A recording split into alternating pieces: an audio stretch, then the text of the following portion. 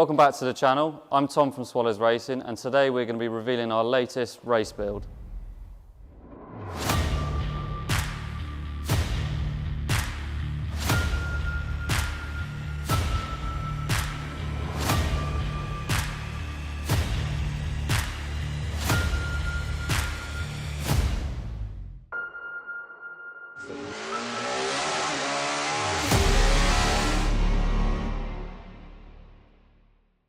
Here it is, guys, the Jaguar X-Type SCV8.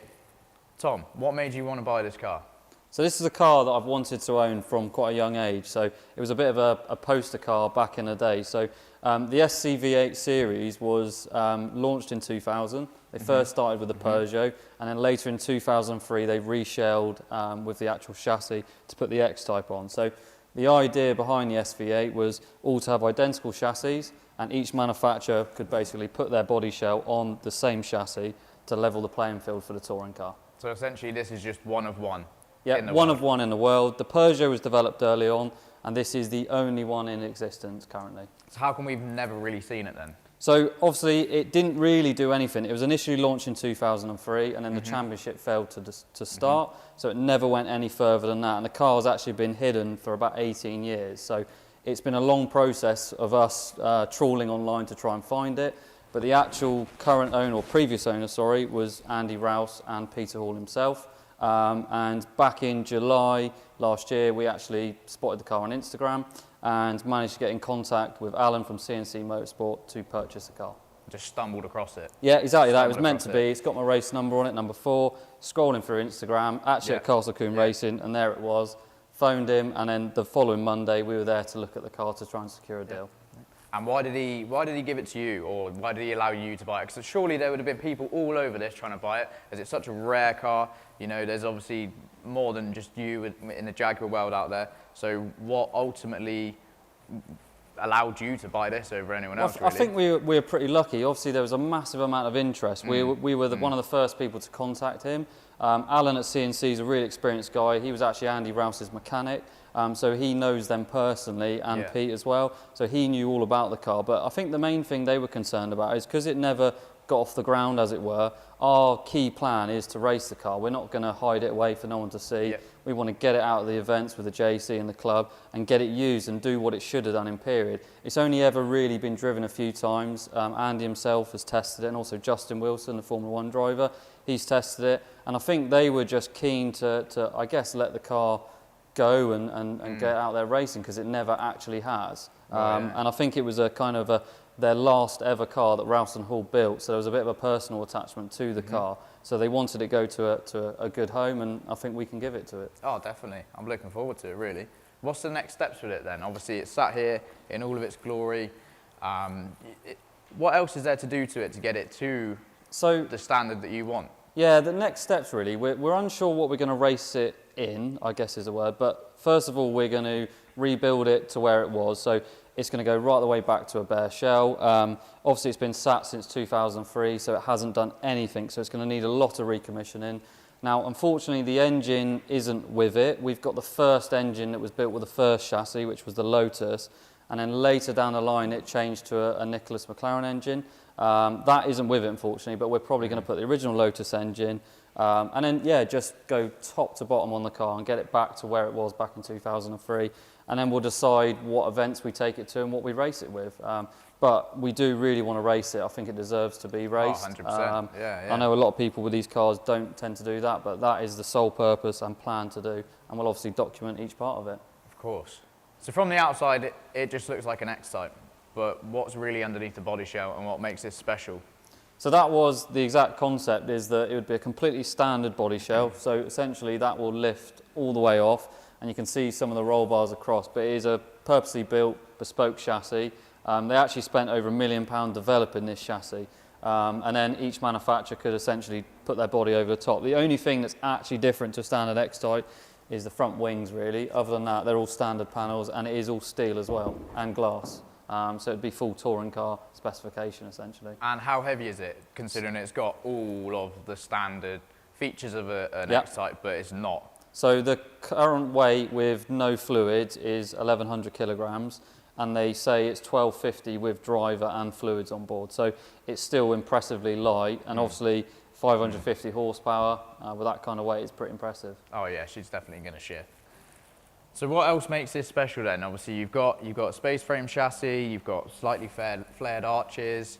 Obviously it's very standard looking, but what else really makes it stand out from the crowd? I think the biggest benefit with the chassis is obviously you've got no restrictions of a normal body shell. So the dampers are in the ideal location, so is the wishbones. Hubs are all made from purpose billet aluminium. So everything is absolutely bang on where you need it to be before you even start. You don't have to worry about conforming to the original turrets or anything like that. So being a complete tube chassis, the front part comes off separately and so does the back, and then you can interchange all the bits. So that means, for example, the gearbox is at the back. So for weight distribution, the gearbox is a transaxle at the back there with a carbon fibre prop, and the engine is moved right back into the bulkhead. So you're aiming for like your 50-50 weight distribution there. Okay, and let's talk more about the engine. What engine's going back in this, did you say? So we're going to go with the Lotus V8. That was the first engine that they used in the Peugeot. Now, when they developed it, it was very successful with that engine, but they wanted it to be a little bit more of a thrill. So they wanted more horsepower, and they couldn't achieve that from the Lotus, because the idea was that it was a very leery series. The cars were very sideways to make it a bit more of a spectacle to view. Now, unfortunately, we can't get one of those engines at the moment, so we're going to put the original Lotus back in it. And then that's going to be around the 400 horsepower mark, which is still pretty impressive for this setup.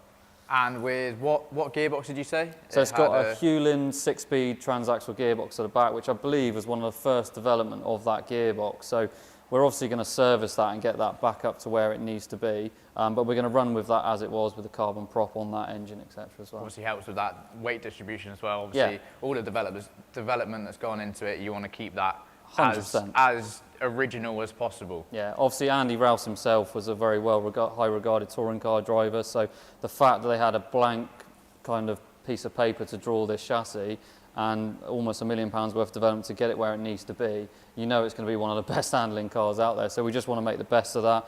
Penske have done the dampers for the car, so we've got three-way adjustable dampers on the car, and even down to the brakes, they've got sort of 6-pot AP, so it's kind of the best of everything all in one package, really. And also I've noticed the wheels on it are slightly different to normal. Yep. I noticed you got the centre locks, but what are they? So it's an OZ magnesium wheel, so they're really lightweight, and they're actually a 10J, so 18 by 10. So it's got a lot of rubber on each corner, but obviously they're trying to get it as light as possible, and that's the key way to do that. With a centre lock, you can obviously change the wheels quicker as well. So it was that perfect thoroughbred track car, really. I've taken a closer look. I can see it's quite difficult to get in. Careful, old man coming through to this. I noticed it's got quite high sides on it. What's the idea behind that? So it's just for safety, really. And the other consideration they did is they actually added a centre bar with a hook to lift them out. So this was obviously done in NASCAR, etc. And they planned to race the series at Rockingham, and that was one of the specifications that they did. So you've actually got a sky hook here. You can pop these out. So if there was one on the track, obviously, this would be identical to all the other cars, and the body shell sits over. So that would be the same. So it's just a safety feature and for chassis strength. So in terms of engine management, what do they run on this? So that was another restriction that they'd sorted in the regulation. So it runs on Pectel management, and it's also got the stack display there as well.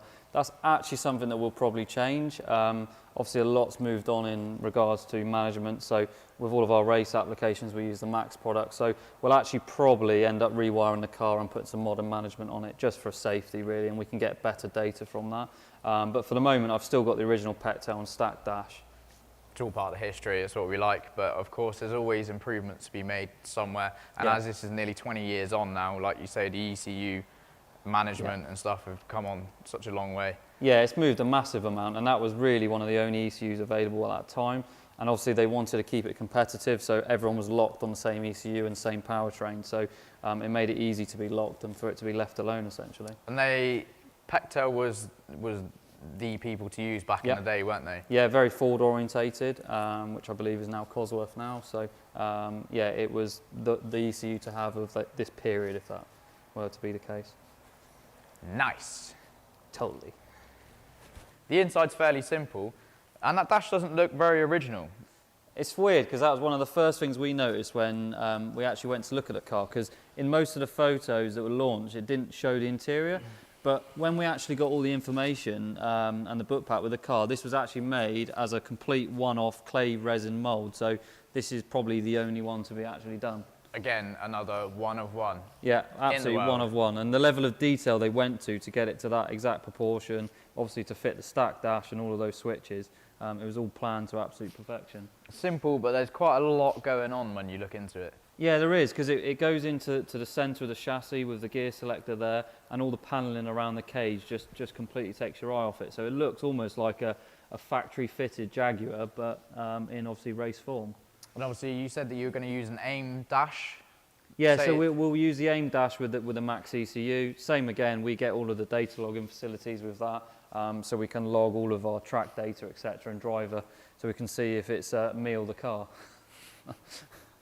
So that's the end of the first episode with the SCV8. We will be covering every step of the way, so make sure you stay tuned and follow the build. Like, comment and subscribe. Boosh! Yes? No, Is that okay? He's going to say something different.